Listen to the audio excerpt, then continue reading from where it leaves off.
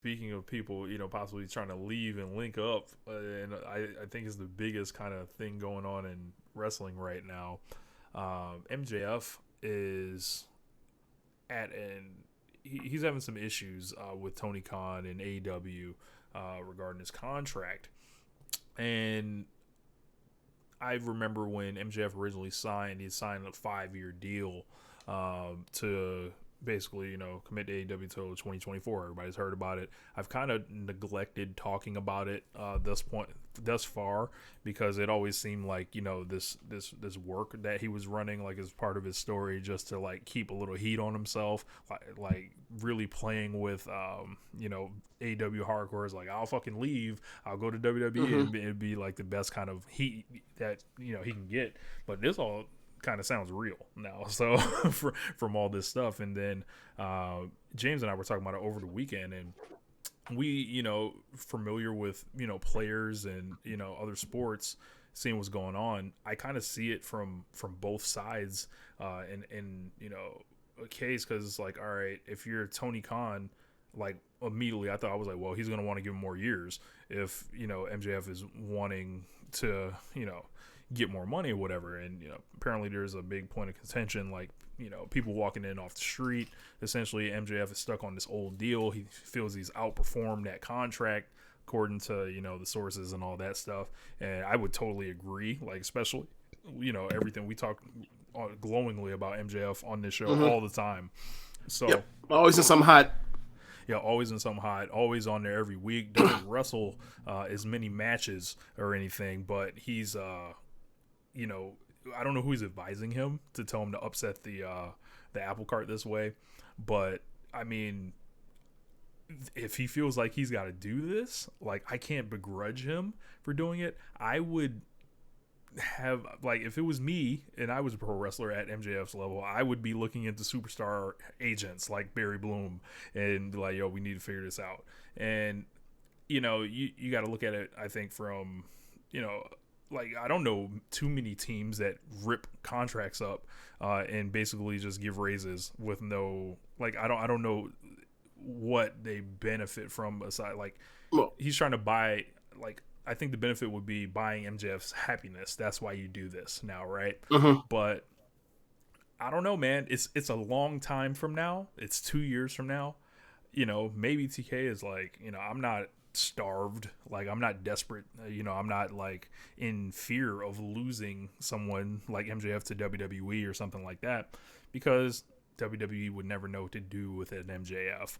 And then also, and also, you know, TK has shown that he can turn around and create stars. If you've got 2 years with MJF, and MJF's gonna show up and still be a pro and honor his dates, and he's not trying to ask for his release or anything. If he's gonna show up and do the whole thing, like, that means you have 2 years with this guy. You can still do a whole lot where it's like, all right, you can figure out how to get max value out of him now, and then let someone else pay for that, like, at the end. If he wants to go get some crazy contract at the end, have him put a couple people over on the way out. You see, he's about to put Warlow over, it feels like. But Mm. I wouldn't begrudge MJF for making this stuff public. And it is kind of a different thing here, is you don't hear people really upset with their pay too often, but this is a side effect of a lot of people coming into AEW. Like, I think MJF has to, like, kind of, like, if he's talking about Punk or Danielson getting paid like that, he's got to hold that. Like, those guys are going to get paid. But anybody else, right? Like, if, for example, if Keith Lee's walking in, right, and I thought you he's were going to say a like, different name, but okay. like if Keith Lee's walking in, for example, or Adam Cole walking in, That's what I thought you were for going to say, example. because everybody's been on Adam Cole's ass for some strange reason. Right. So I'll throw those two guys. If those two guys walk in from NXT, right, they're NXT champions and stuff like that. Keith Lee was on the main roster for a little bit, and you're MJF. It's like, why should I be behind these guys still? And I don't know if MJF does just can't read contracts and, like, as far as the dates or anything, but can't hurt to ask. I guess. Like, but I feel him. Like, if he's like, yo, I shouldn't be paid less than Adam Cole. Like, we beat the shit out of them. Like, and I'm a big reason why. So, I don't know. What do you think is going on with all this? Well, I mean, I think if I remember roughly what I was saying to you at the time, I was like, this seems like it seems like this is like some impasse in an NFL contract, and like, you talked about like teams, why would they rip up a contract? It's like, well, you do it if it's a quarterback, and like MJF is basically trying to say I'm a quarterback, and maybe he is. Right, but this is way more nebulous, and then that because it comes like, what would stop anybody else from walking in? Well, I want to rip my deal up too, and I think right. maybe the wrestlers are hurting themselves by being on They the are. company's side, and they don't realize They are. They'd be like, hold on, exactly. They're like, that's not fair. I'm like, well, think about it, buddy. You might be able to do that same thing too. Yeah. And I think TK. It's harder, as you mentioned, because like we have things like incentives in NBA contracts, like, hey, if you were all NBA third team person, you're eligible for this or whatever at a certain point. In wrestling, we don't have that same kind of benchmarks, thing, because it comes down to who's actually getting the opportunity to shoot at the rim, right. And stuff like that. And it's like, if a Dark Order member walks in and be like, yo, I want the same raise or whatever, and it's like, the answer for the Dark Order member. You think any of these Dark Order guys is doing anything like that right now? What happened with Grayson? No, they probably like, hey, no. Stay low. Stay low.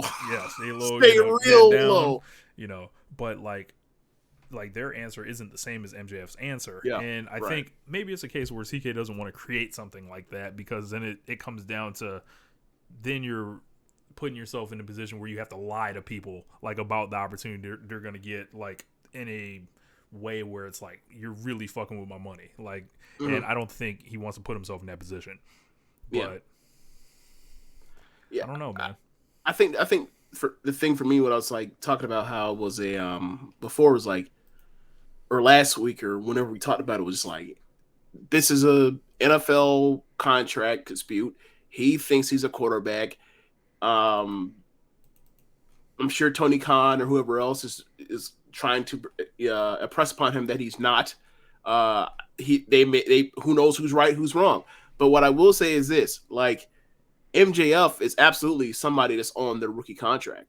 Mm-hmm. Like, they signed that contract for a certain slot. He's outperformed that contract. He wants more money because he's outperformed that contract. And like, the next set of negotiations is going to be about trying to not only make back what he's worth, but also like also trying to recoup what he's lost on this last contract. And like, his idea is, well, let's just try to, just rip up this contract, put it for the same terms, and just add more money to it. And like, I get why he wants to do that, but why the fuck would Tony Khan want to do that? And that's where it all comes to play, is like, he, obviously, because there's no guarantee that at the end of that contract, like that raise, like he'll stay, Exactly. So, nah, I pay you $100,000 more each year, and then you still bust off and leave. I'd be furious. And like, and you can't say, well, MJF wouldn't do that, because like, MJF would be stupid not to reach free agency in 2024. That's when he's up, right? 2024. Yeah. It would be irresponsible for him, for the entire industry, for him not to reach free agency. Mm-hmm. Not just for him, the entire industry. So yeah, like, so for me, is like, if he doesn't want to give up those years, like, you got to give up. You can't get both. You can't get your cake and eat it too, and that's the impasse. It is what it is. And that just, to me, just means like, Tony Khan doesn't see him as a quarterback, at least not yet. Yeah, and that's kind of like unfortunate, you would think, because like the pillars, it's just real. People like believe in those guys being the next guys, like, as far as like, yo, they're gonna lead this company in the future. And I gotta say, at this point, there is no reason to believe any of them actually will, except for MJF. Yeah, and it's like, the company is changing like so fast overnight, right? And like the stability of like what it felt like as far as people's contracts. You mentioned Stu Grayson. He wasn't brought back. Talented wrestler. They couldn't come to a number or whatever and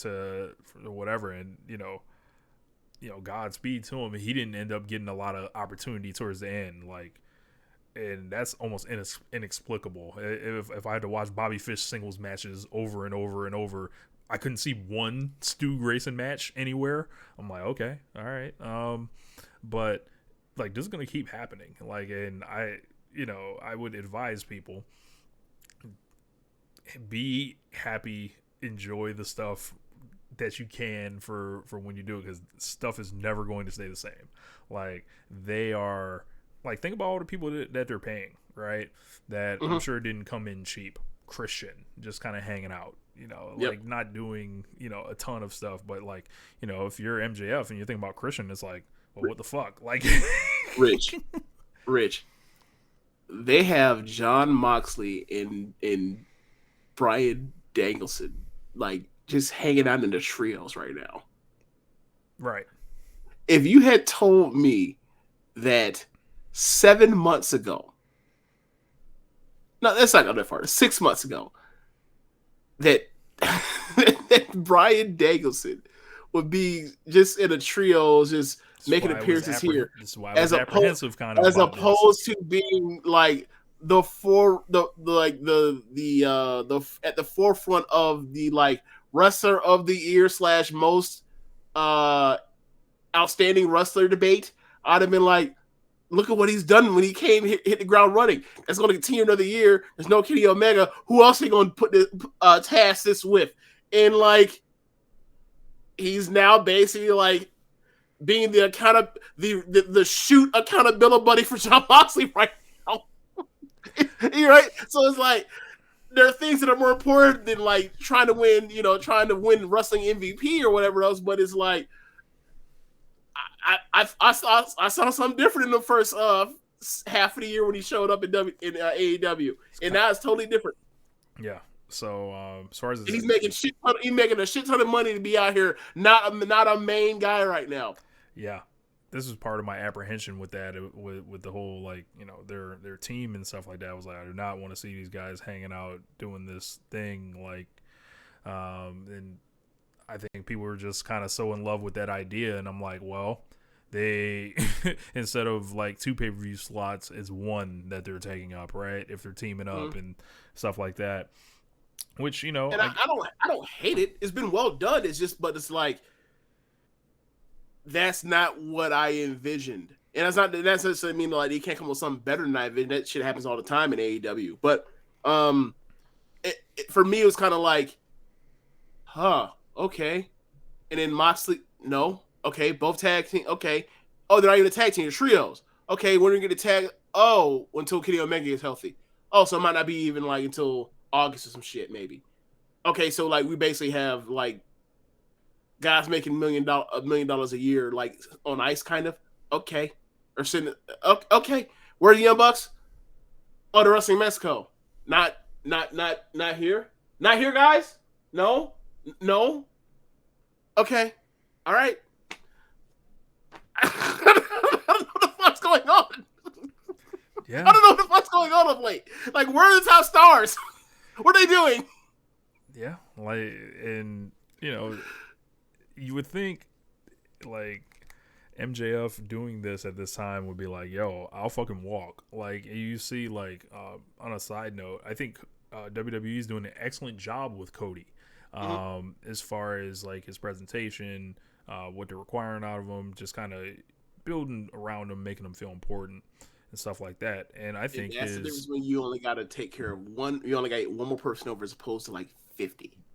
Yeah, or not 50. Be my point. Like, numerous numbers of people coming in waves all the goddamn time. Like, you can't push everybody all at once. Yeah, and like that's the reason why a lot of these guys are on TV right now, or in like utility roles, whatever else. But like, the idea of somebody that's not Mr. Man paying somebody $1 million to be a utility guy is like, wow. And like, this it's been around for a while because like Chris Jericho's been in a utility role for a minute, for a couple years now. But like he's in different stages of his career, so it makes sense. Mm-hmm. But like Danielson and Moxley, Look, nah, man. all I know is like the money better be ready for Kenny when it's time to re-up. So, don't come flagging. So, besides that,